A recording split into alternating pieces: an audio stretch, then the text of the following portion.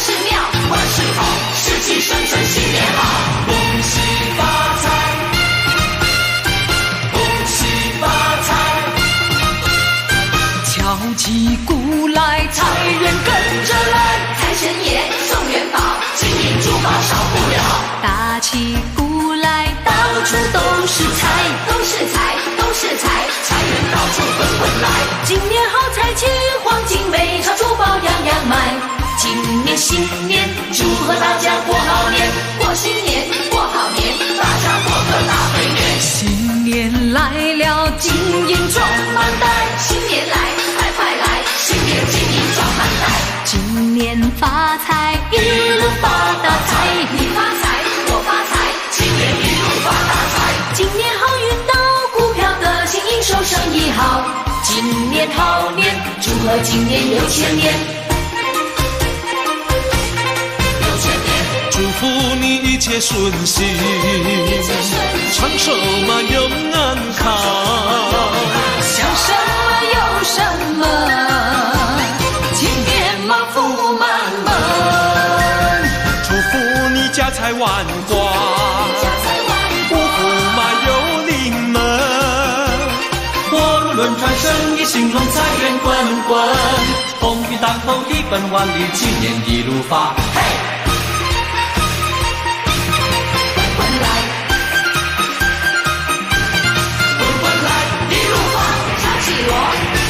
来打起鼓，声声锣鼓迎财神。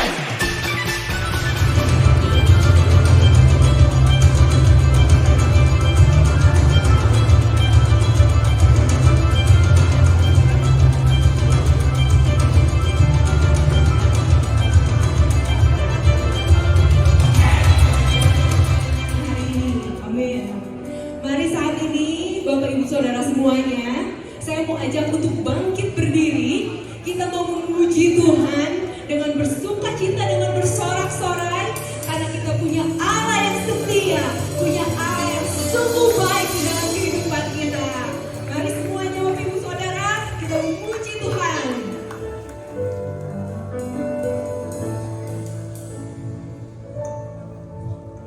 Bersyukurlah kepada Tuhan, sebab Ia baik, bahwasanya untuk selamanya kasih setianya. Bersyukurlah kepada Tuhan, sebab Ia baik, bahwasanya untuk selamanya kasih setianya.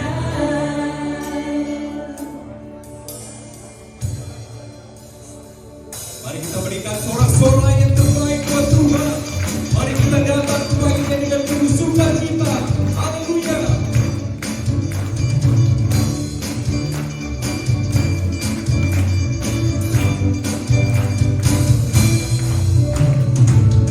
Datang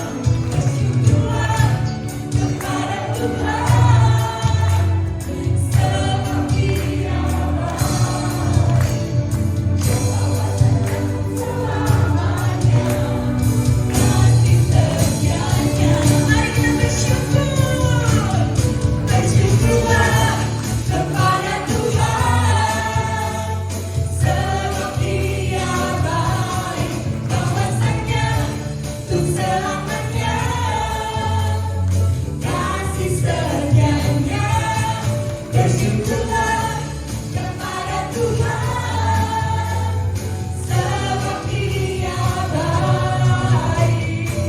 Bahwasanya pun selamanya, bahwasanya pun selamanya, bahwasanya pun selamanya, kasih setianya. Mari sama-sama kita sorakan, bersyukurlah. Berkata dua tiga orang bersekutu dalam nama Tuhan. Di situ siapa yang hadir Bapak Ibu? Siapa yang hadir Bapak Ibu? Tuhan Yesus hadir di tengah-tengah kita. Saat Tuhan Yesus hadir, di situ ada damai sejahtera. Saat Tuhan Yesus hadir, di situ ada sukacita. Saat Tuhan Yesus hadir, di situ ada kekuatan dan pengharapan yang baru. Amin. Amin. Berikan tepuk tangan dan sorak-sorai yang mulia buat Tuhan kita. Terima kasih Tuhan. Pada malam hari ini, bagian kami adalah menjawab panggilan Tuhan. Kami ingin menyenangkan hati Tuhan. Kami masuk dalam kerahiman Bait Kudus-Mu, dalam nama Bapa dan Putra dan Roh Kudus. Amin. Ini kami anak-anak-Mu Tuhan. Kami datang untuk mencari wajah-Mu. Kami rindu hadirat-Mu. Kami rindu pribadi-Mu. Dengan penuh kerinduan, kami datang untuk memuji dan menyembah Engkau di dalam roh dan kebenaran. Bukalah hati kami Tuhan, agar setiap pujian dan penyembahan sungguh menyentuh dan mengubah hati setiap kami di tempat ini. Terima kasih Tuhan.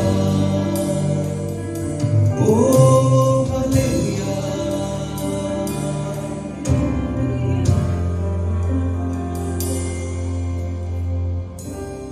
Bapakku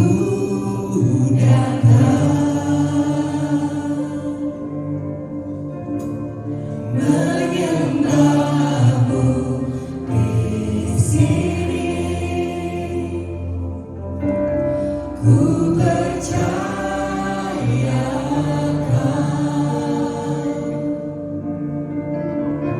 ada bagiku.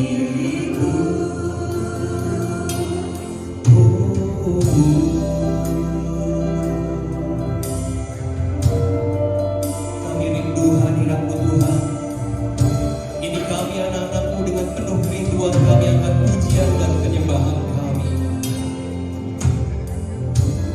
Bapakku datang, menyembahmu di sini, ku percayakan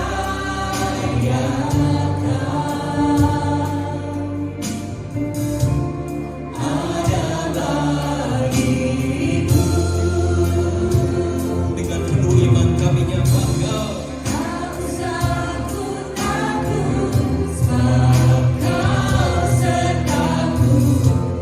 Tak usah ku bimbang, Kau di dalamku. Tak usah ku cemas, Kau menghiburku. Saat ku lemah, Kau kuatku. Ku nyanyi haleluya,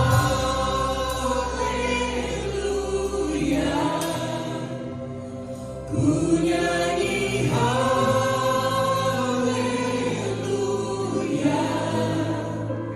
Sungguh Kau hebat, ajaib perkasa perbuatanmu. Nyanyikan haleluya. Ku nyanyi haleluya,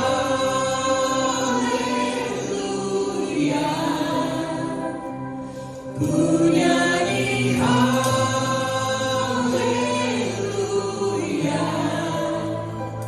Sungguh Kau hebat,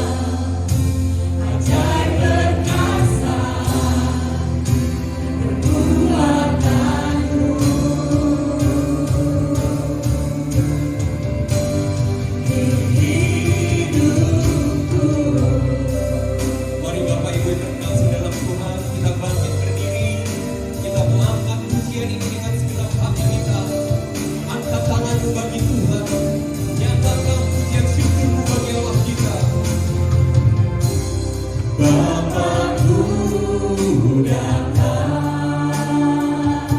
Kami datang untuk menyembah-Mu Tuhan.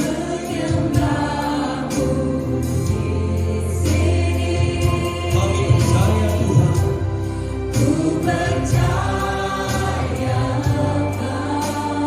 Kau selalu ada bagi setiap kami di tempat ini. Dan dengan beriman kami nyatakan kami tidak takut. Kau takut, takut, sebab Kau sertaku. Kau saku minta, Kau di dalamku. Kau saku cemas, Kau penghiburku. Saat ku lemah, Kau kuatku. Mari angkat tanganmu di atas syukurmu. Ku nyanyi haleluya. Ku nyanyi haleluya.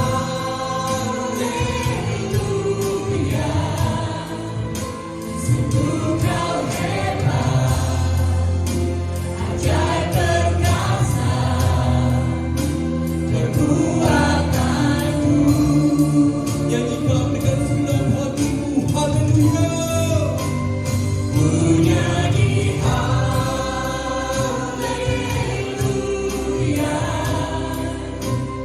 Ku nyanyi haleluya.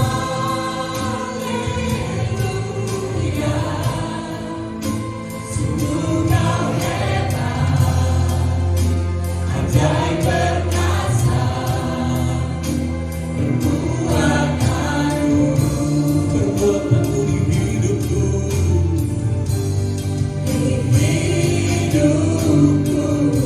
Mari Bapak Ibu yang terkasih, sama-sama kita nyatakan sekali lagi dengan penuh iman. Tak usah ku takut. Tak usah ku takut, sebab Kau sertaku. Tak usah ku minta, Kau di dalamku. Tak usah ku cemas, Kau penghiburku. Saat ku lemah, Kau kuatku. Ku nyanyi haleluya.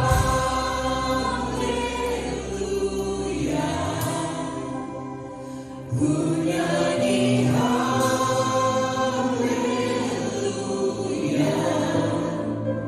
Sungguh Kau hebat, ajaib perkasa, perbuatanmu.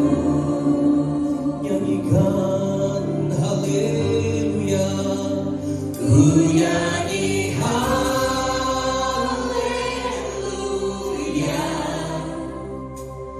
Ku nyanyi haleluya.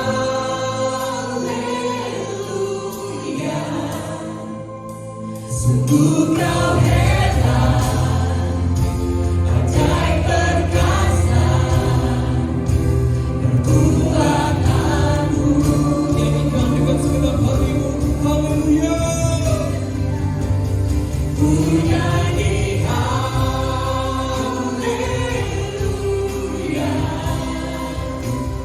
Ku nyanyi haleluya.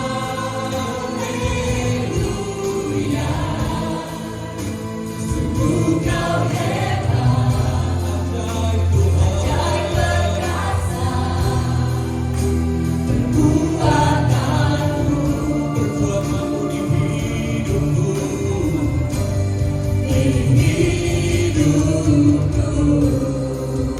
Nyatakan syukurmu kepada Tuhan.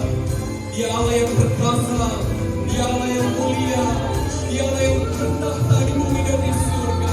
Haleluya.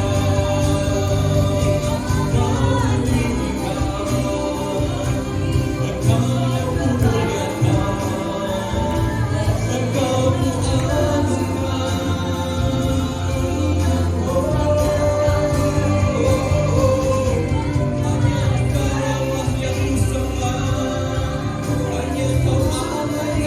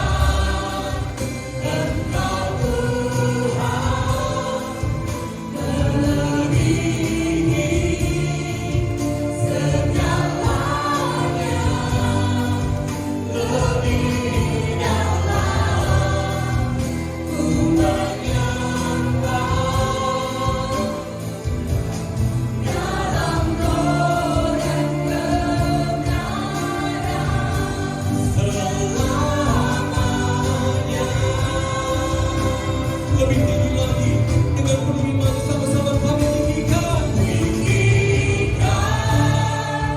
Engkau Tuhan melebihi segalanya, lebih dalam ku menyangka dalam roh dan kebenaran, Dalam roh dan kebenaran, dalam roh dan kebenaran. dalam roh Tuhan, Dalam roh dan kebenaran selamanya.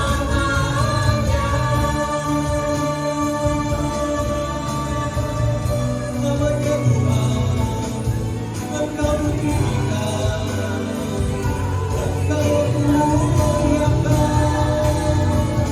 Haleluya, Engkau Allah kami, Engkau mulia,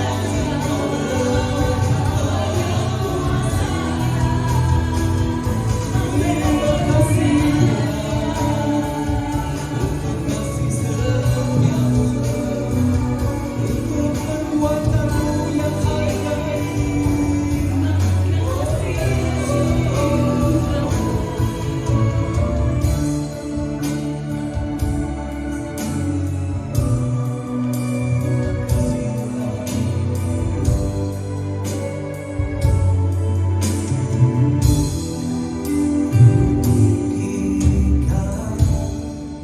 Engkau Tuhan melebihi segalanya,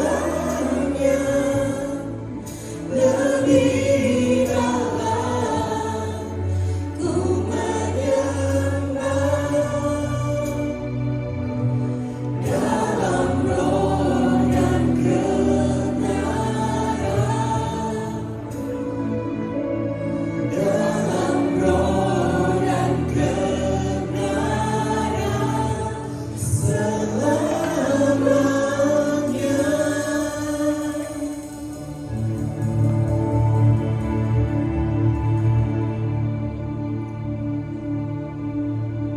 Terima kasih Tuhan Yesus.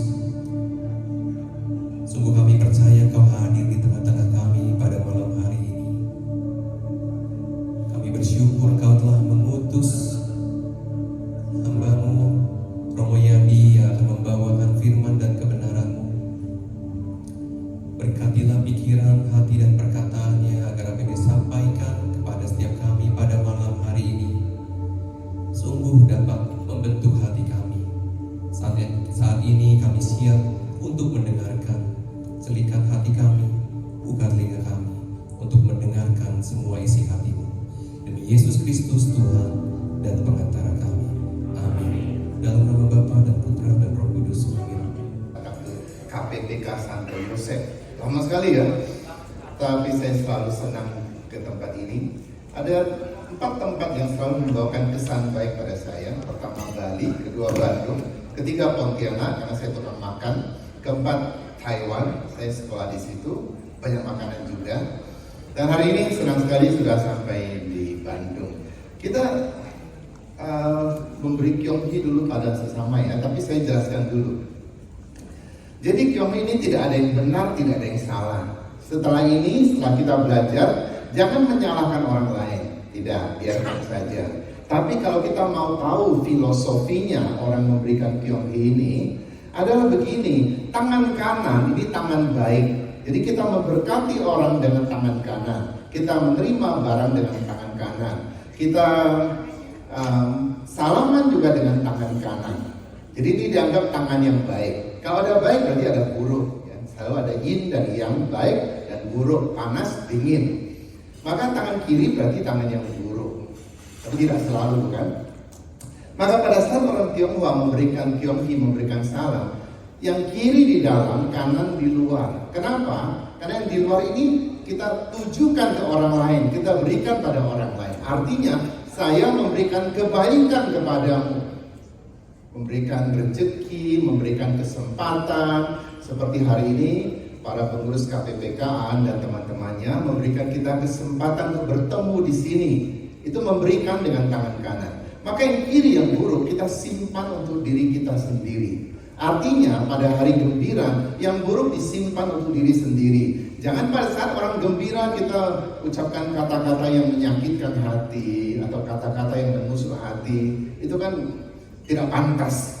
Maka ketika memberikan Kyonghi, kanan di luar, kiri di dalam. Maka kita seperti ini. Kuberikan kebaikan padamu, keburukan kusimpan untuk diriku sendiri. Itu satu. Kita berikan Kyonghi dulu. Mari kita lakukan Kyonghi. Kyonghi dalam bahasa Mandarin adalah kungsi. Kung ini adalah satu kata yang bagus sekali. Di dalam kung ini sebenarnya membungkuk. Nah, di dalamnya ada satu kata hati. Jadi ketika saya menghormati orang, harus dengan hati saya hormati orang. Jadi bukan sekedar basa-basi saja. Ada banyak orang suka basa-basi. Kita lewat di depan rumahnya, "Kak mampir." Benar-benar kita mampir, tanya, "Mau apa?"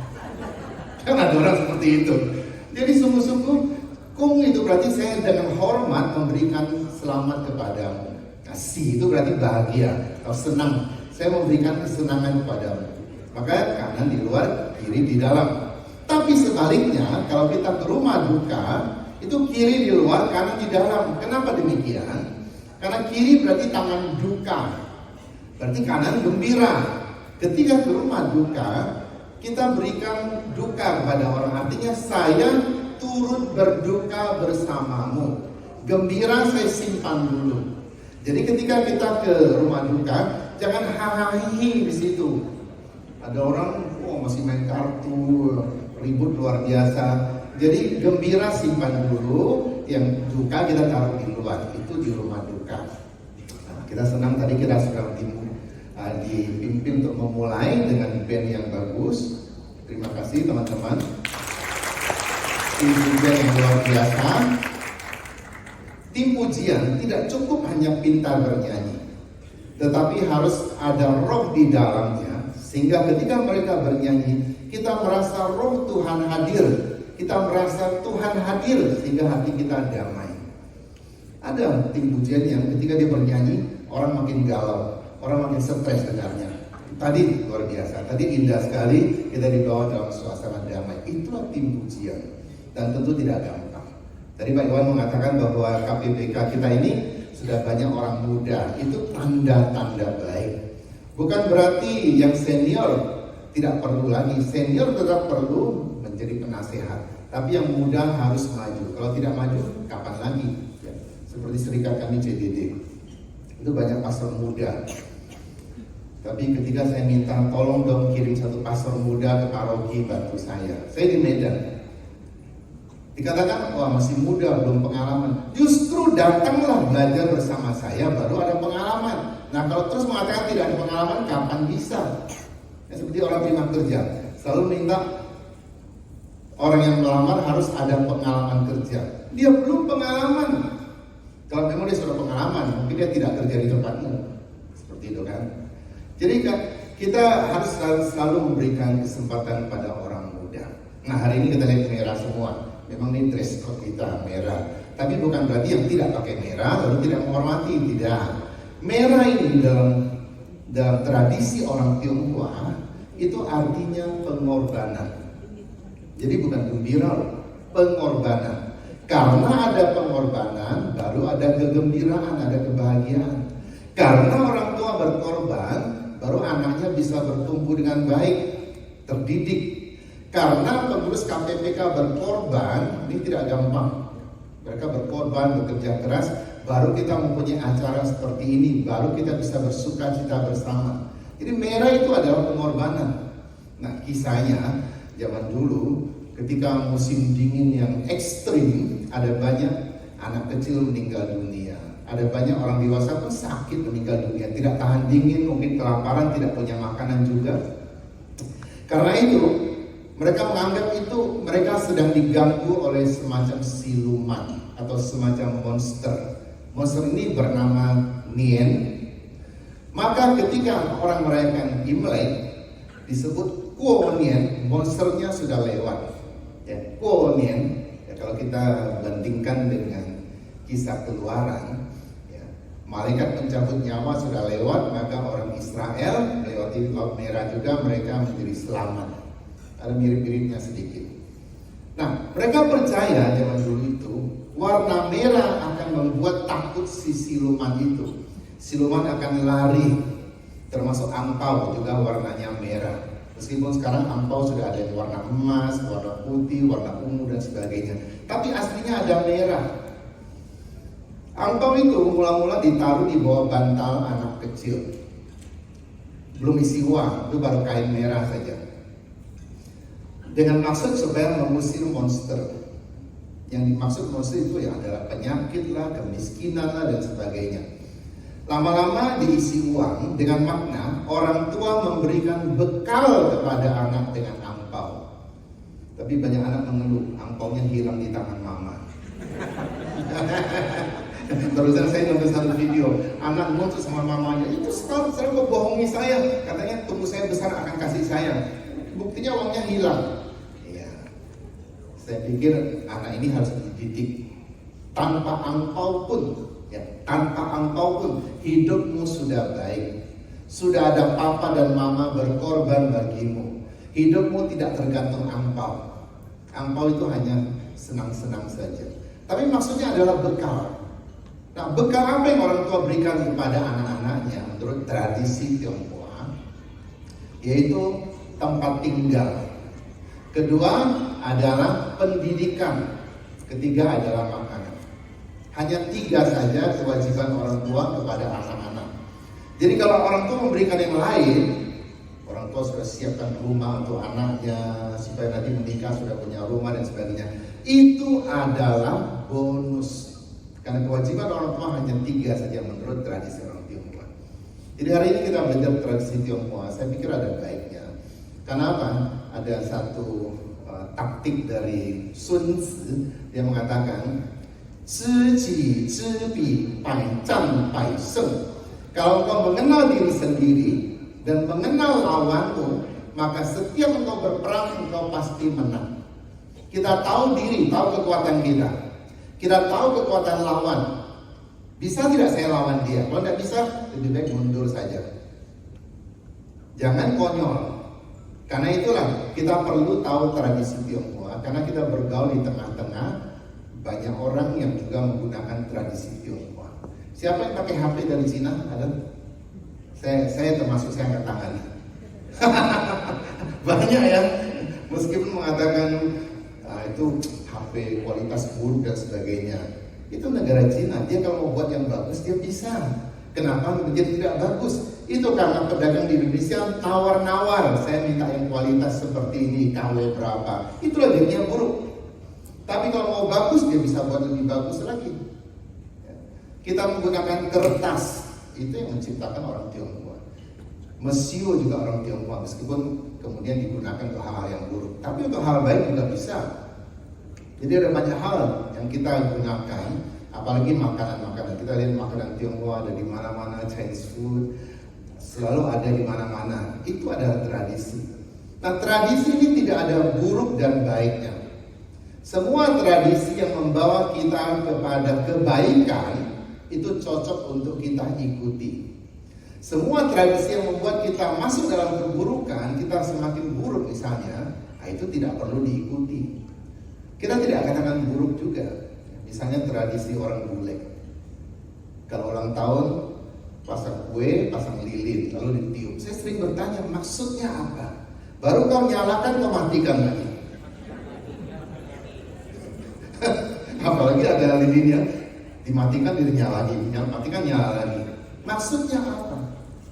Tapi orang Tionghoa kalau ulang tahun tidak pakai kue sama lilin itu, tapi makan mie, maksudnya umurnya panjang. Bukan berarti mie-nya nanti tidak dikunyah, diseruput aja. Wah, satu mangkok habis seperti itu, kan tidak bisa. Jadi tradisi orang bule itu kadang-kadang kita tidak mengerti maksudnya apa dimatikan. Apalagi ketika temannya ulang tahun, tengah malam gedor-gedor rumah orang, bangunkan orang jam 12 mengucapkan selamat ulang tahun. Kalau saya digedor jam 12 malam, saya akan marah. Ini waktunya orang tidur, kenapa ganggu saya? Emang besok tidak bisa ucapkan selamat ulang tahun? Begitu perhatian kan kepada saya. Ketika saya susah, di mana engkau? Kan kadang-kadang seperti itu.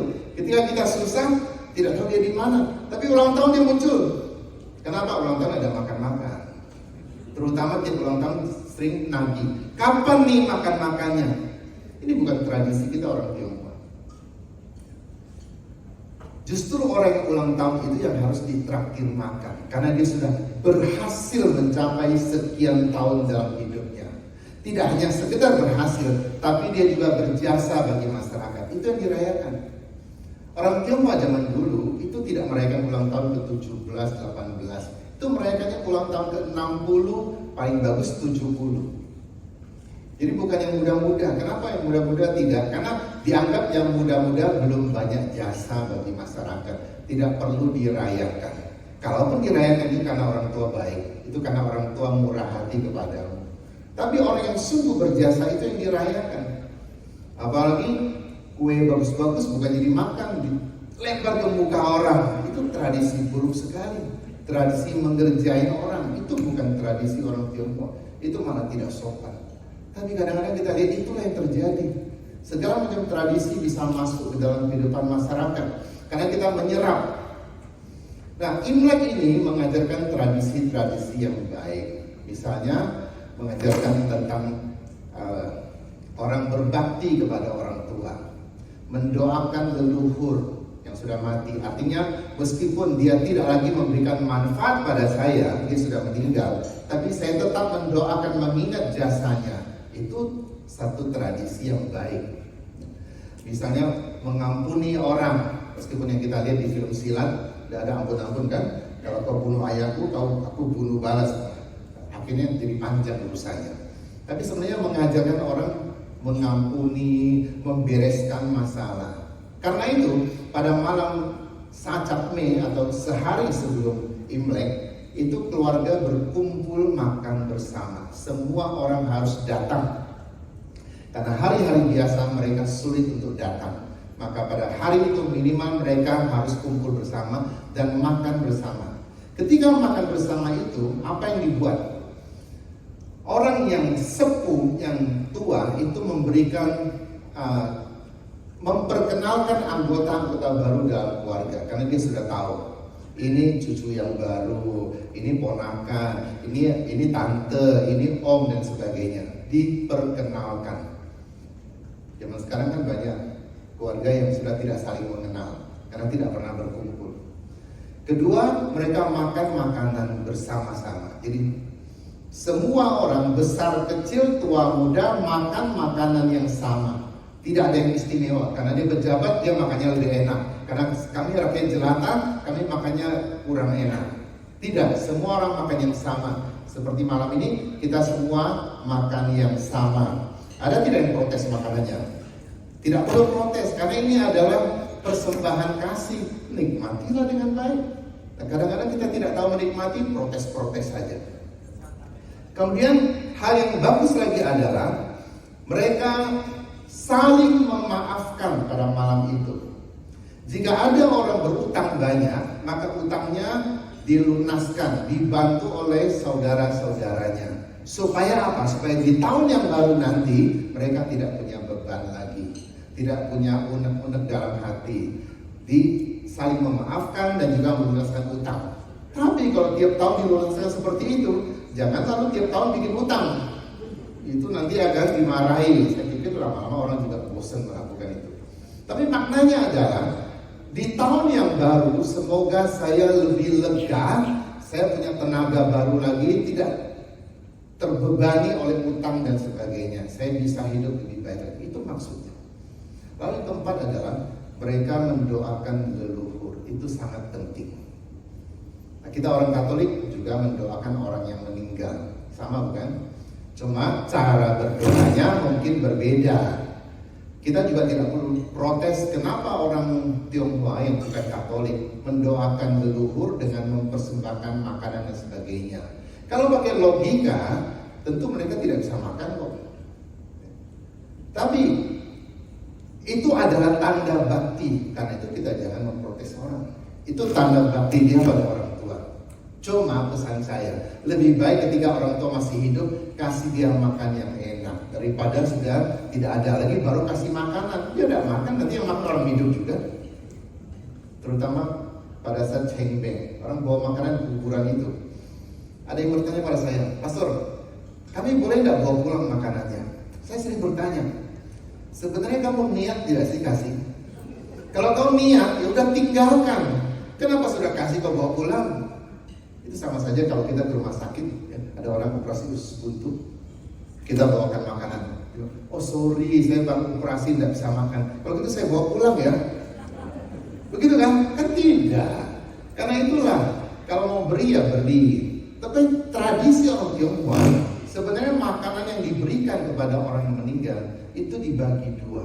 Jadi keluarga masak satu masakan, lalu ada bagian untuk orang yang meninggal, sebagian lagi untuk orang yang hidup. Itulah yang dimakan. Jadi bukan bagian orang meninggal pun saya sikat. Nah, itu tidak benar, itu kurang ajar katanya. Saya juga sering bertanya pada orang Katolik yang bertanya seperti itu pada saya. Ditanya, sebenarnya kau sangat kurang makanan kan? Sangat kelaparan ya, tidak mampu makan sampai harus makan bagian orang yang meninggal? Kan tidak kan? Nah, karena itulah jangan kita katakan, oh sayang makanannya terbuang. Sudahlah, kau sudah beri ya beri. Itu adalah tanda baktimu. Meskipun orang tua tidak bisa makan, itu tanda bakti anak kepada orang tua. Tapi lebih baik lagi ketika orang tua masih hidup, kita berbakti pada orang tua. Itu akan jauh lebih penting. Nah tadi tentang merah kan, ada banyak aksesori merah, ya, pakaian merah dan sebagainya. Itu saya sebut tadi adalah pengorbanan. Monster melihat darah merah, maka dia lari. Ya. Karena itulah kita juga perlu melakukan pengorbanan. Seperti lampion ini. Lampion ini ada ceritanya. Jadi suatu hari ada rombongan perampok yang suka merampok orang kaya yang pelit, yang jahat, yang suka menindas orang miskin. Mereka merampok orang kaya itu, kemudian hartanya dibagikan kepada orang miskin. Nah, suatu hari mereka mau beraksi lagi. Sebelum beraksi, mereka membuat satu policy begini. Orang-orang miskin itu diminta untuk memasang lampu di depan rumahnya. Itu sebagai tanda bahwa mereka orang yang miskin yang tidak perlu dirampok. Sedangkan orang-orang kaya yang jahat itu, mereka tidak tahu itu. Mereka tidak pasang. Maka malam itu orang-orang kaya yang jahat dirampok, orang miskin itu tidak dirampok. Karena ada tanda di depan rumahnya, itu lampion. Karena itulah lampion tandanya orang miskin. Kita kok ke mall, ada banyak lampion. Itu ceritanya dulu. Lagi pula lampion itu dipasang di depan rumah, bukan di dalam rumah. Di depan rumah sebagai tanda. Kalau kita lihat kitab Keluaran, bukankah juga malaikat maut akan masuk ke rumah orang Mesir membunuh anak sulung mereka karena mereka tidak punya tanda.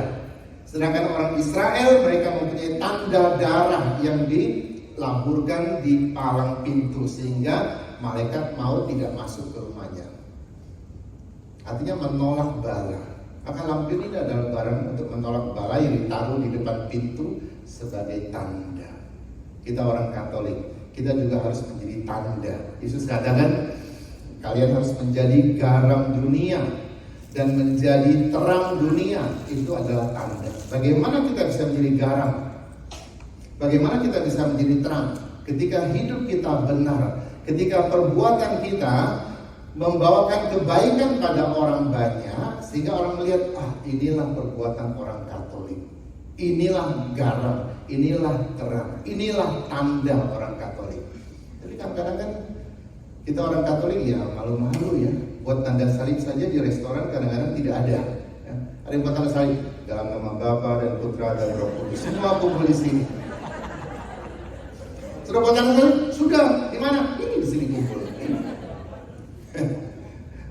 Apakah dengan buat tanda salib kita akan diserang orang? Saya pikir tidak kan.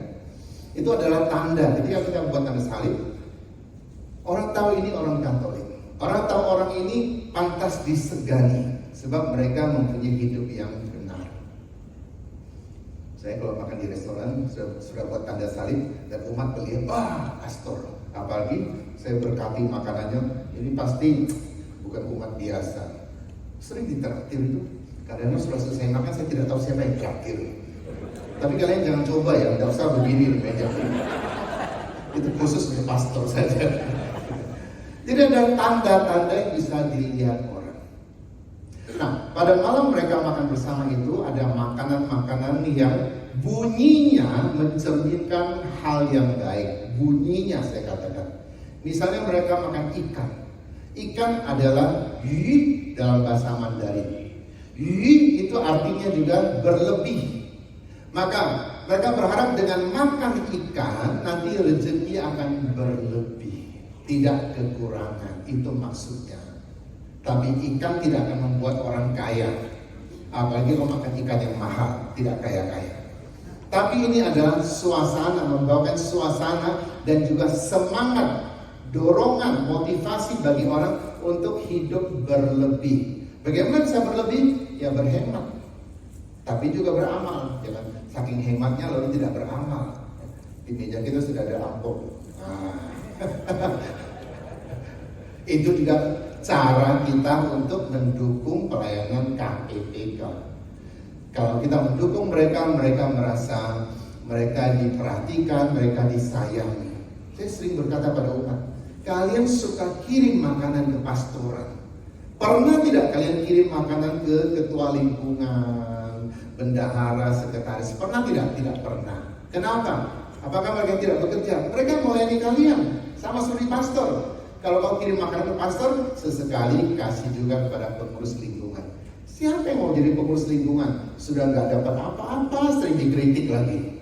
Kadang-kadang dijelek-jelekan lagi, ya kan?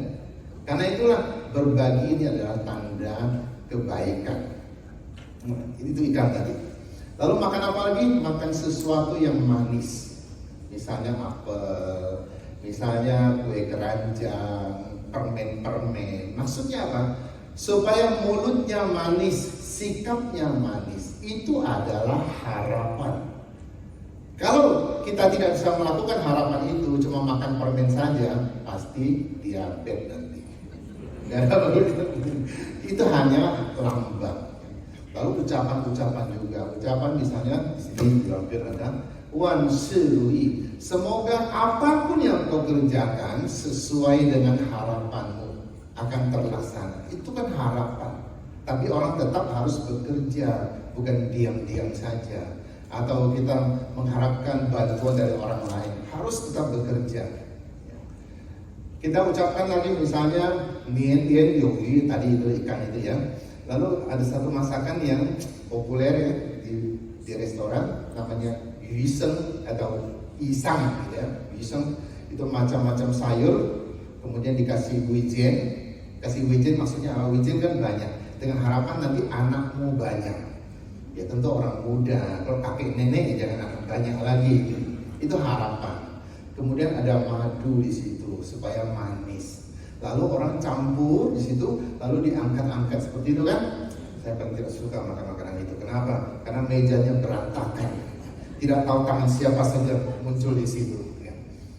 Tapi itu adalah lambang bahwa bersama-sama kita membuat hidup kita, karir kita semakin tinggi. Maka orang lambungkan ke atas, semakin tinggi itu maksudnya.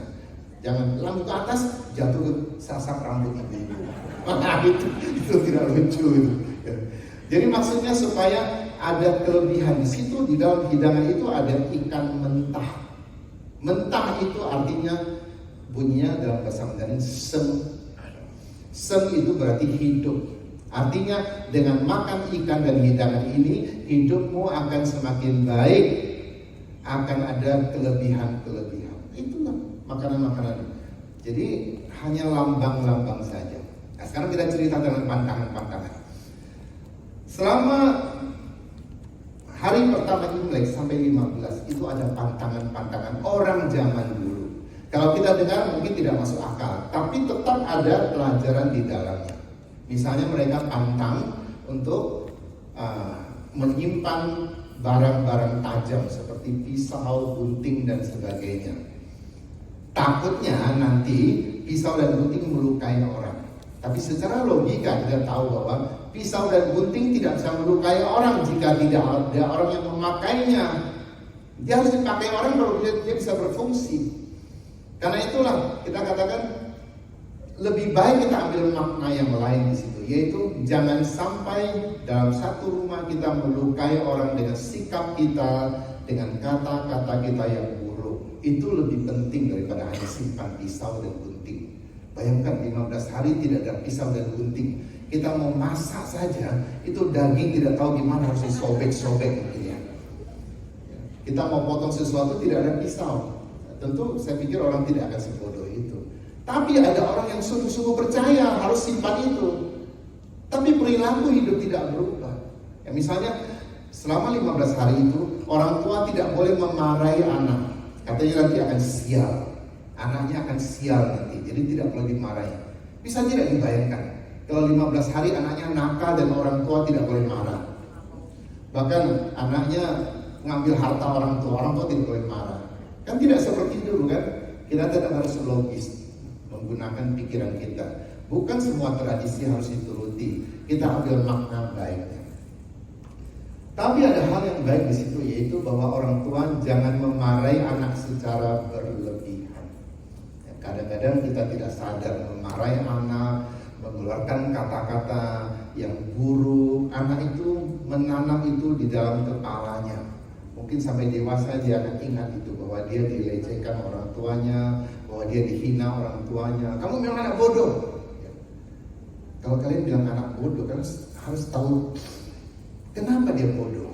Turunan siapa? Kalau dia bodoh, ya berarti orang tuanya bodoh juga. Tapi anak bandel itu biasa saja. Ya.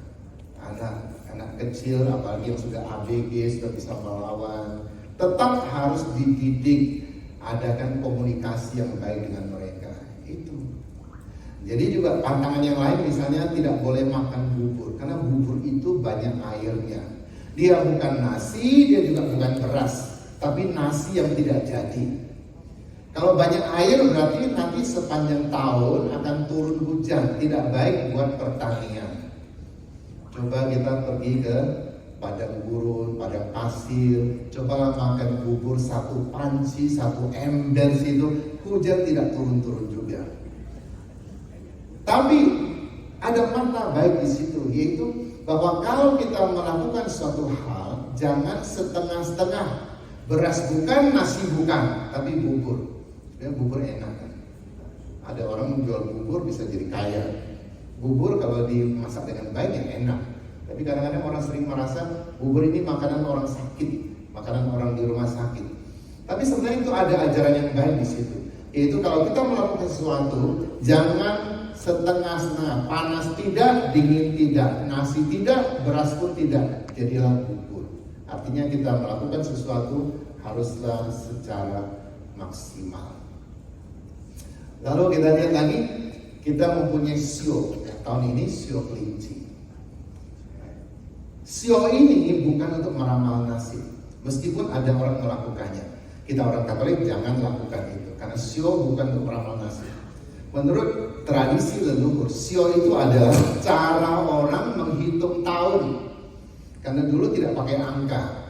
Jadi kalau tahun ini tahun sapi, tahun tikus itu tahun pertama, kemudian ada sapi dan sebagainya.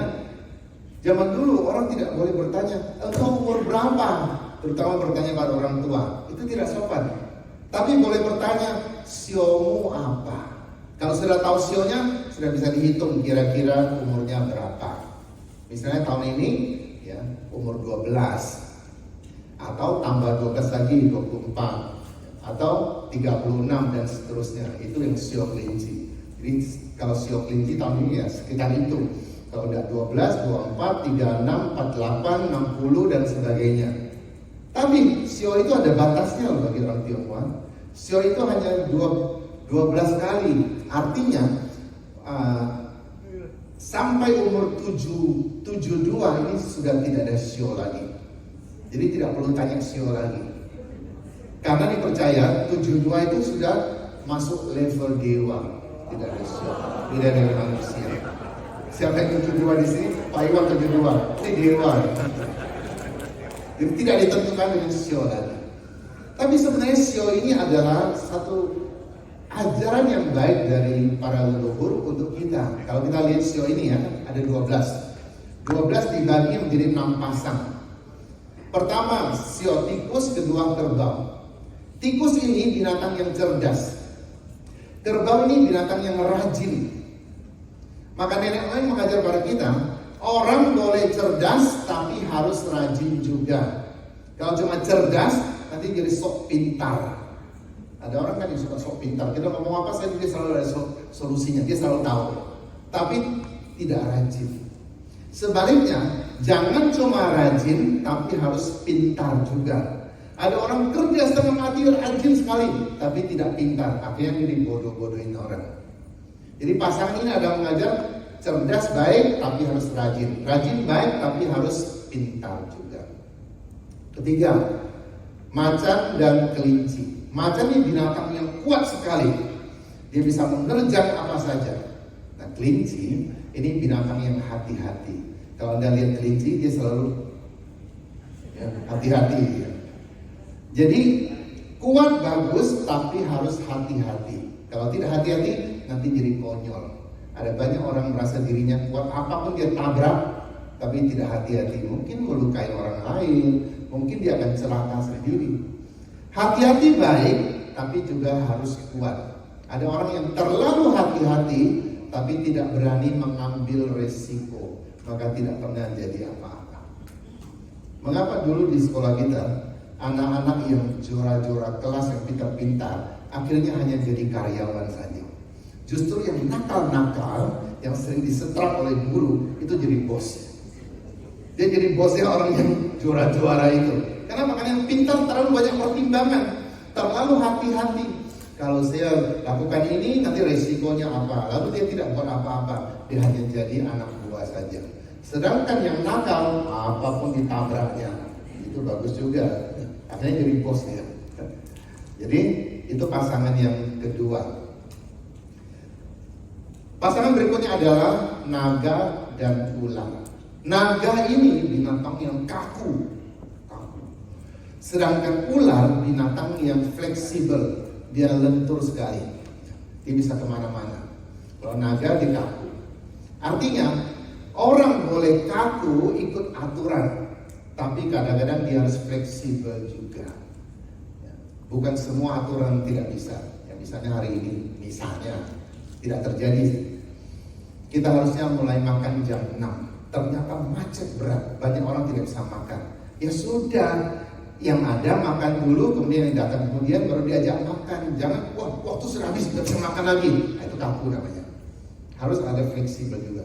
Terlalu fleksibel tapi tidak ikut aturan, ini juga akan ngawur nanti. Ada orang ngajak apa saja dia lakukan, itu terlalu fleksibel. Perlu ada aturan-aturan. Ketujuh adalah kuda. Kedelapan itu adalah kambing atau domba. Kuda ini berlari lurus ke depan, fokus ke depan, dia tidak toleh-toleh. Kalau kuda larinya toleh sana, toleh sini, mungkin tidak akan cepat larinya. Dia lari ke depan. Sedangkan kambing ini adalah binatang yang penurut. Kambing penurut, maka Yesus dikatakan anak domba Allah. Yohanes tidak katakan anak macan Allah, tidak anak beruang Allah, tidak tuh anak domba Allah. Dia turut, dia taat kepada bapaknya. Jadi kita boleh berlari cepat, fokus satu hal, tapi harus ingat di sekeliling kita ada orang yang mungkin tidak secepat kita. Kadang-kadang ada orang mengatakan yue pang yue mang. Ada orang suka bekerja sendiri, tidak suka dibantu orang lain. Kenapa? Karena makin banyak dibantu dia makin pusing. Dia sendiri dia hebat sekali, tapi kalau dibantu orang dia makin pusing. Nah itu kuda. Jadi kuda dia harus ingat ada orang sekeliling dia yang bekerja bersama-sama dia. Tapi sebaliknya menjadi domba terlalu penurut juga, itu tidak ada fokusnya. Orang katakan ini dia dengar, orang katakan itu dia dengar. Orang katakan ini tidak baik dia dengar, orang katakan ini baik dia ikut juga. Lalu ikutlah investasi macam-macam ya, terutama kalau sudah kenal baik, oh ini investasi bagus loh, menghasilkan, ini buktinya saya banyak, ikut juga, akhirnya amblas. Jadi harus ada fokus, tapi kadang-kadang juga harus penurut, artinya memperhatikan orang-orang di sekelilingnya. Kemudian yang berikut adalah monyet dan ayam. Nah, monyet ini binatang yang usil, tapi dia kreatif sekali. Kita lihat monyet sangat kreatif, tapi dia usil. Sedangkan ayam binatang yang disiplin. Pagi dia sudah bangun, sudah berkokok. Tidak ada ayam pakai alarm. Dia bisa bangun sendiri, dia berkokok. Dia berkokok saja matanya merem. Kenapa ayam berkokok matanya merem? Sebab dia sudah hafal teksnya. Kalau masih baca teks, nyontek namanya. Ayam nggak perlu. Jadi ayam ini disiplin. Monyet ini kreatif. Menjadi orang kreatif bagus, tapi harus disiplin. Ada orang idenya banyak sekali, apapun dia idenya banyak sekali, tapi tidak disiplin. Kerja apapun sebentar berhenti ganti yang lain. Kreatif, tapi tidak punya disiplin. Terlalu disiplin juga, tapi tidak mampu kreatif, juga tidak menghasilkan apa-apa. Jadi dua ini juga harus diperhatikan, digabungkan. Kemudian anjing dan babi. Nah, anjing ini binatang yang setia. Babi ini binatang yang suka-suka. Makan apapun dia bisa, dia suka-suka.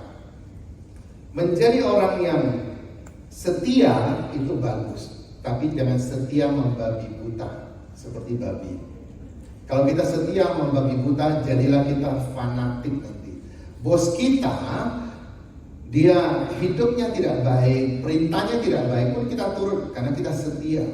Pernah tidak dengar waktu kita sekolah dulu, ada anak berbuat salah, satu kelas tidak mau kasih tahu guru bahwa anak itu berbuat salah. Katanya setia kawan. Nah, itu bukan setia namanya.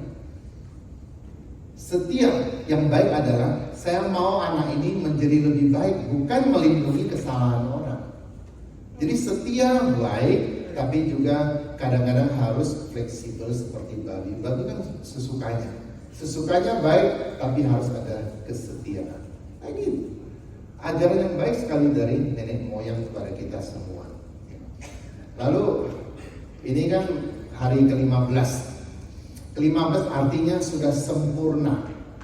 Maka tanggal 5 yang lalu itu hari ke-15 Imlek. Bulan purnama, sangat bulan, sangat sempurna. Orang-orang berkumpul makan ronde. Ronde ini makanan yang dibuat dari ketan, kemudian dibuat menjadi bola-bola. Itu maksudnya apa? Supaya dari ketan yang tersebar ini kita satukan jadi satu. Artinya keluarga juga harus bersatu, jangan tercerai-berai. Itulah maknanya.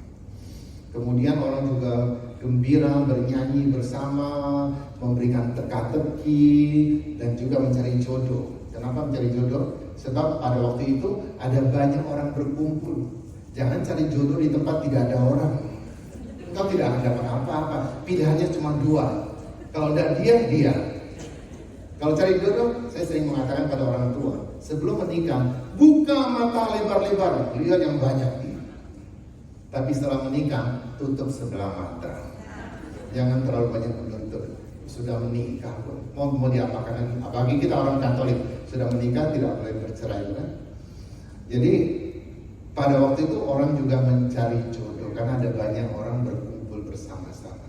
Artinya kita membangun rumah tangga, kita perlu mengamati lebih banyak, menimbang lebih banyak. Tapi setelah menikah, kalau ternyata orangnya tidak seperti yang kita bayangkan, ya sudahlah, mau apa lagi. Jangan lupa kita masih bisa mendoakan, karena doa mempunyai kuasa yang luar biasa. Ada banyak orang, ada banyak perempuan berusaha mengubah pria, tapi susah. Kalau pria tidak mau perempuan berubah, waktu saya menikah dengan dia, mukanya, bodinya seperti itu. Makin lama makin tebal. TTM saya katakan. TTM itu apa? Tebal tidak merata. Di tempat harus tebal, dia tidak tebal. Di tempat tidak harus tebal, dia tebal sekali. TTM, tebal tidak merata. Orang bisa berubah, tidak ada orang yang cantik selamanya, bukan? Meskipun bisa operasi plastik. Pria selalu mau wanita tidak berubah. Wanita selalu mau pria berubah. Saya bisa ubah dia. Dulu dia perokok, dulu dia penjudi, dulu dia pemabuk. Saya setelah menikah saya akan ubah dia. Bisa kan? Tidak bisa. Atau nanti saya ubah dia jadi Katolik. Tidak bisa. Agama itu adalah dorongan hati. Tidak bisa kita paksakan. Ada orang yang kalau mau menikah ada syarat, harus Katolik baru saya mau menikah dengan dia. Tidak juga sih. Ada banyak orang yang menikah beda agama, hidupnya baik-baik. Tapi tidak sedikit orang yang agamanya sama malah tidak baik. Bukan karena agama itu, karena sifat manusianya yang tidak beres. Nah, kita lihat lagi. Tadi ada merah, kemudian ada keramaian. Siluman takut keramaian katanya. Keramaian apa? Barongsai, naga. Barongsai dan naga itu ada dua jenis. Jenis pertama adalah dipakai khusus untuk sembahyang. Sebelum dia keluar dari kelenteng, ada upacara membuka mata. Sudah lihat yang itu? Di TV juga ada upacara membuka mata. Artinya membuka mata membuat dia hidup. Jadi mata terbuka artinya hidup. Mengapa hidup? Karena ada roh di dalamnya. Naga dan barongsai. Nah, naga dan barongsai yang sudah dibuka mata yang dikhususkan untuk agama itu hanya boleh dipakai selama 15 hari. Setelah cap gome selesai, itu harus dibakar. Dibakar supaya rohnya dikirim balik lagi, tidak terus tinggal bersama manusia. Tapi sekarang kan orang salah kaprah. Mengatakan, oh itu orang Katolik tidak boleh nonton naga, tidak boleh nonton barongsai, tidak boleh raba-raba. Lihat dulu, itu barang kesenian atau barang yang dikhususkan untuk agama. Kalau dikhususkan untuk agama, ya jangan kita menyembahnya. Tapi untuk agama ya, agama itu yang menyembah. Orang Katolik jadi ikutan. Ya, lihat naga, oh naga, berilah nomor, berilah jodoh. Nah, itu tidak cocok. Apalagi barang itu dibawa masuk gereja lagi. Wah, ini kita punya liturgi, kita punya kekudusan di dalam gereja. Jangan terlalu banyak bikin pertunjukan. Di Bandung ada seperti itu? Barongsai masuk gereja? Syukur. Di tempat lain ada seperti itu. Menurut saya tidak perlu. Mau ramai-ramai sudah selesai misa, ramai-ramai di luar lah. Kenapa harus dibawa masuk dalam gereja? Nah, naga ini sebenarnya binatang yang tidak ada. Dia adalah gabungan dari macam-macam keunggulan binatang. Jadi naga ini sebenarnya tidak ada. Kalau kita perhatikan bentuk naga, tanduknya itu seperti tanduk rusa. Matanya seperti mata kelinci, merah dan bagus. Kepalanya kepala unta, kuat, kokoh. Moncongnya moncong sapi, taringnya taring macan, badannya badan ular, cakarnya cakar elang. Artinya macam-macam keunggulan digabung jadi satu. Kalau bisa bekerja sama maka jadilah seperti naga. Kalau ada orang hebat sekali tapi tidak mau bekerja sama, dia cuma sekumpulan babi saja. Tapi kalau orang hebat mau bekerja sama, bersama-sama melakukan satu perkara, saya pikir itulah naga. Itu maksud naga orang Tiongkok. Jangan kita sok pintar. Kadang-kadang sudah bawa Alkitab, waduh naga ini iblis tua yang melambangkan setan. Jangan kau melukai hati orang Tiongkok. Orang Tiongkok bukan itu maksudnya. Naga itu adalah kerjasama dari orang-orang yang hebat. Kita juga keturunan naga katanya. Artinya kita harus tahu bekerja sama. Mempunyai kelebihan, berbagilah. Kalau kau punya bakat memimpin, datanglah ke KPPK Santo Yosef. Saya pikir juga akan dilatih di sini, kita akan memajukan KPPK kita. Tapi bukan hanya kumpul-kumpul makan dengan khotbah saja, kita buat satu usaha bersama-sama. Maka jadilah naga yang hebat. Ada lagi, kita lihat ada topi yang suka dipakai orang. Topi, lalu belakangnya ada kuncir dan ada buntutnya seperti itu. Itu sebenarnya bukan untuk memuji orang Tionghoa. Pada zaman orang Manchuria menjajah orang Tionghoa, maka semua pria Tionghoa dipaksa untuk mencukur kepalanya dan sisakan satu kuncir, sama seperti mereka. Kalau ada pria yang menolak itu, maka akan dipenggal kepalanya. Jadi sebenarnya adalah penghinaan untuk orang Tionghoa. Nah, kita lihat di mall di mana-mana, bahkan pastor juga sudah pakai begini, ada buntutnya. Itu artinya memang tidak mengerti. Hari ini saya kasih mengerti. Jadi itu bukan pujian untuk orang Tionghoa, itu adalah penghinaan sebenarnya. Saya diberi waktu sampai jam berapa? Hah? Oh, bebas. Gak pulang kita nanti ya. Terus kita merayakan Imlek bersama-sama ini. Kenapa gereja Katolik merayakan Imlek? Bukan gereja Katolik merayakan Imlek. Misa di gereja tetap ada misa kudus, tapi dengan nuansa Imlek. Tidak pernah ada misa Imlek. Jadi kalau Anda buat flyer dan sebagainya, jangan katakan misa Imlek. Tidak ada misa Imlek. Hal yang ada adalah misa kudus dengan nuansa Imlek. Tapi ya jangan berlebihan.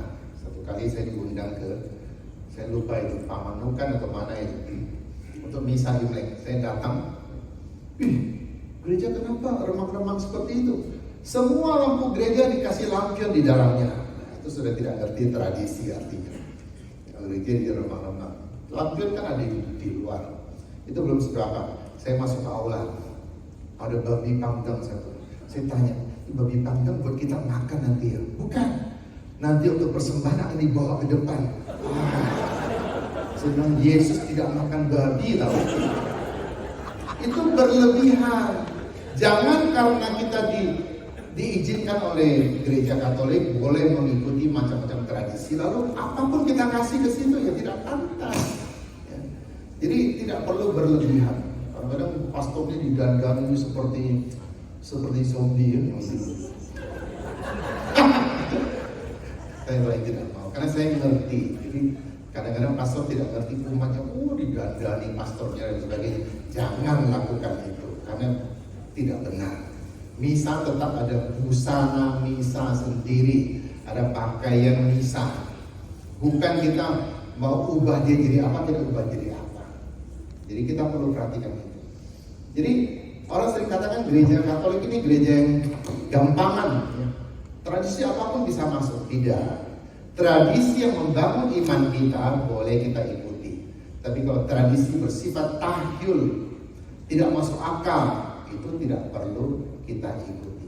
Karena itulah mari kita bergembira bahwa gereja selalu membuka diri, tapi juga gereja hati-hati. Tidak semua tradisi bisa masuk ke dalam gereja. Kita yang menjadi umat juga harus bisa memilah-milah dengan apapun kita ikuti.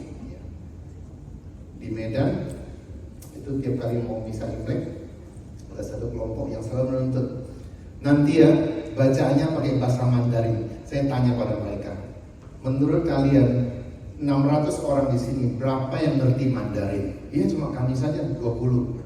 Kalau 20 mau mengalahkan 600 orang kan nggak bisa. Ya sudah, bacaan pakai bahasa Indonesia saja, jangan Mandarin. Orang tidak ngerti buat apa, ya. Jadi bahasa Indonesia saja. Lagu bolehlah, lagu yang berirama oriental bolehlah, tidak masalah. Jadi kadang-kadang berlebihan, kita harus hati-hati dalam itu. Jadi bagaimana gereja menyikapi tradisi-tradisi? Semua tradisi yang membangun iman itu boleh kita ikuti selama dia membangun iman kita. Kebaktian, memaafkan, murah hati, itu boleh. Tapi kalau dia sudah bersifat tahyul, nah itu jangan diikuti. Karena kalau kita sudah ikuti suatu tahyul, kita sedang membuka celah. Kalau kita membuka celah, maka yang lain akan masuk. Roh yang lain akan masuk ke dalam diri kita. Semoga kita menerima tradisi dan kita juga bisa merayakan Imlek dengan lebih mengerti. Nah, baru-baru ini saya dapat video. Itu ada banyak pos-pos besar di Amerika, orang bule belajar bahasa Mandarin. Satu keluarga mau Mandarin. Ayo pikirin, untuk apa mereka belajar Mandarin? Karena mereka bisa bisnis dengan orang Tionghoa yang berbahasa Mandarin itu. Karena orang Tionghoa jumlahnya sangat banyak, ya. 1,4 miliar itu banyak sekali. Kalau kita berdagang dengan mereka, luar biasa itu. Karena itu mereka belajar bahasa yang bisa dimengerti oleh orang Tionghoa. Nah, kalau orang-orang bule saja sudah mulai belajar itu, mari kita juga belajar. Meskipun tidak gampang, tapi kita boleh mengerti tradisi itu sudah cukup baik. Sekian, terima kasih. Oh, boleh bertanya? Ya. Yang masih punya orang tua atau leluhur, kita masih pegang hio. Baik. Hio ya. Hio itu adalah wangi-wangian atau dupa dalam bentuk lidi. Jadi zaman dulu orang harus mempersembahkan lembu, sapi, domba kepada Tuhan dengan dibakar. Lama-kelamaan diubah menjadi dupa saja.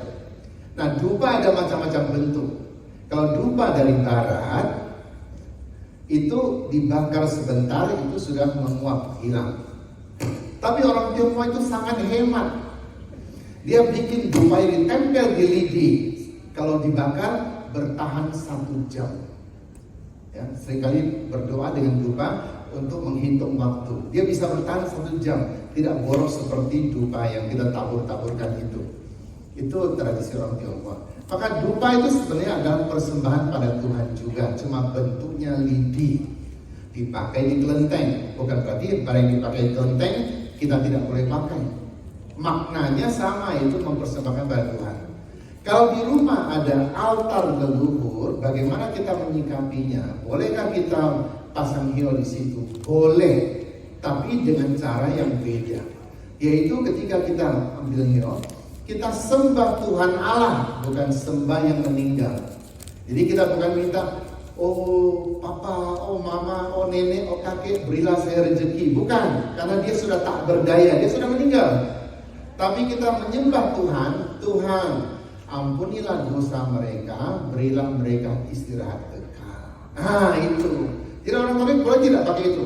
Boleh. Kalau Anda ke Taiwan, itu Imlek dan sebagainya, gereja-gereja pakai hio, tidak ada masalah. Tapi menyembah kepada Tuhan, bukan menyembah kepada yang meninggal. Karena yang meninggal sudah tak berdaya. Apakah ada pertanyaan lain?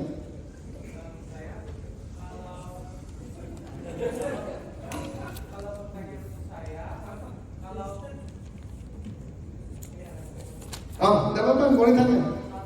Kalau ilustrasi di Imlek itu biasanya kan pakai angpau, terus Ampau hilang. Aman, mamanya aman. ada lagi kalau kayak Imlek itu kita merasa syukur. Ya, ampau itu adalah bekal orang tua untuk anak. Ya, oke. Bapak terima kasih. Kami bersyukur atas berkat yang kau berikan kepada kami Tuhan dalam kehidupan ini. Saat ini kami mau memberikan persembahan. Biarlah kiranya sungguh boleh berkenan kepadamu dan sungguh-sungguh boleh dipergunakan untuk memperluas kerajaan-Mu di tempat ini. Bapak berkati tangan-tangan yang memberi. Biarlah semuanya hanya untuk kemuliaan nama-Mu. Di dalam nama Yesus kami berdoa, amin. Bapa, Putra, dan Kudus, amin.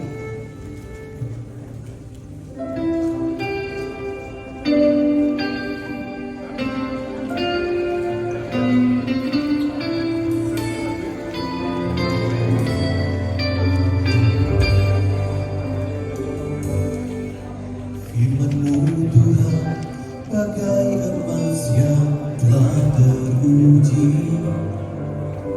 Ku percaya pada rancangan-Mu. Semua yang Kau buat adalah kebaikan untuk kehidupanku. Terima kasih Tuhan untuk setiap jalanmu. Kau bergantung dalam kuasa-Mu.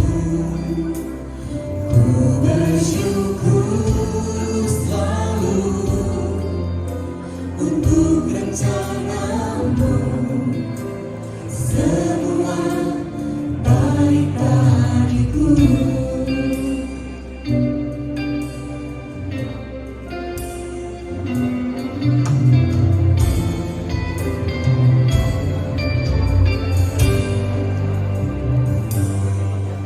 Firman-Mu Tuhan bagai emas yang telah teruji. Ku percaya pada rancangan-Mu. Semua yang Kau buat adalah kebaikan untuk kehidupanku. Terima kasih Tuhan untuk setiap jalanku. Kau pegangku dalam kuasa-Mu. Ku bersyukur selalu untuk rencana-Mu. Semua baik bagiku. Terima kasih Tuhan untuk setiap jalanmu. Kau berangku dalam kuasa-Mu. Ku bersyukur selalu untuk rencana-Mu. Semua baik bagiku. Ku bersyukur selalu untuk rencana-Mu. Semua baik bagiku. Semua baik bagiku. Semua baik bagiku.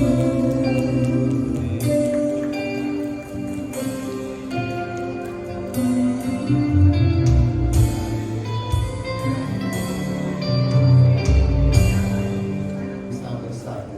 Saya pikir kita juga dalam hidup ini bukan sekedar menunggu. Kita berharap suatu hari kita akan bersatu dengan Tuhan kita. Tapi tentu perlu perjuangan, juga perlu pengorbanan. Kita dengarkan bersama-sama.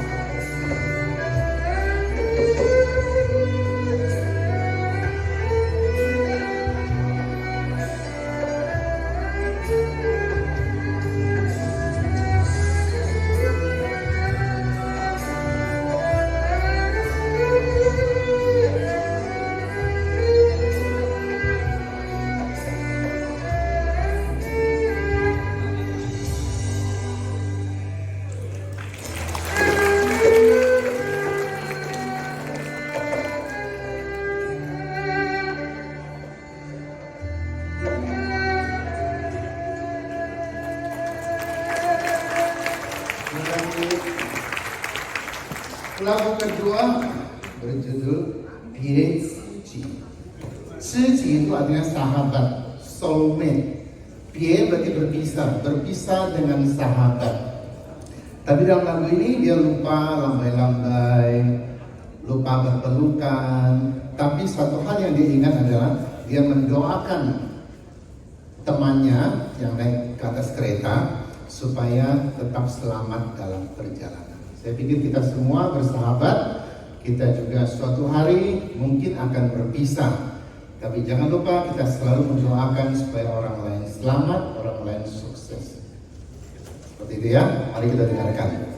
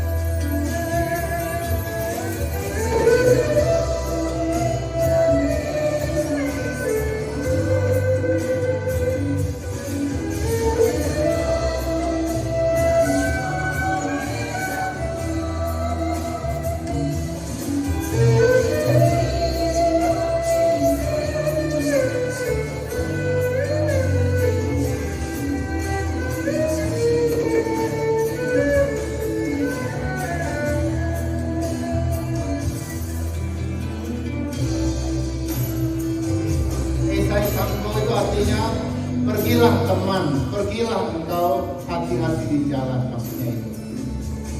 Jadi bukan sambo ya, salah.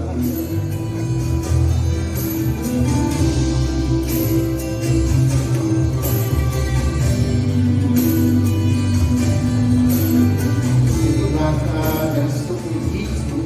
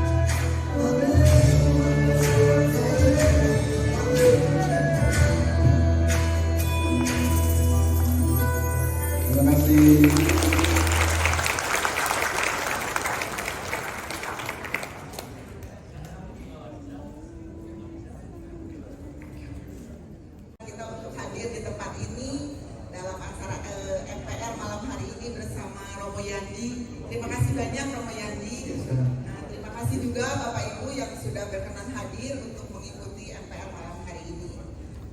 Saya akan umumkan MPR untuk bulan depan itu akan diadakan pada tanggal 8 Maret. Pembicara pada saat itu ialah Romo Thomas Peng'an. Jadi pengumuman ini sebagai undangan juga untuk Bapak Ibu yang hadir malam hari ini untuk 8 Maret bisa hadir kembali di tempat ini. Terima kasih untuk kehadirannya, juga terima kasih kepada tim ujian. Juga saya akan berterima kasih kepada sponsor malam hari ini.